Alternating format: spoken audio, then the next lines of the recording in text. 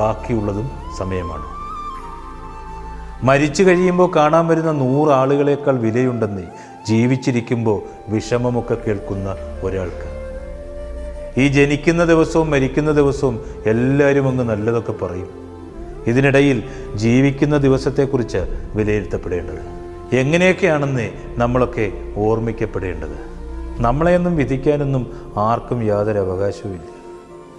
കാരണം നമ്മൾ എന്താണ് ജീവിതത്തിൽ അനുഭവിച്ചതെന്ന് മറ്റുള്ളവർക്ക് എങ്ങനെ പറയാൻ കഴിയും?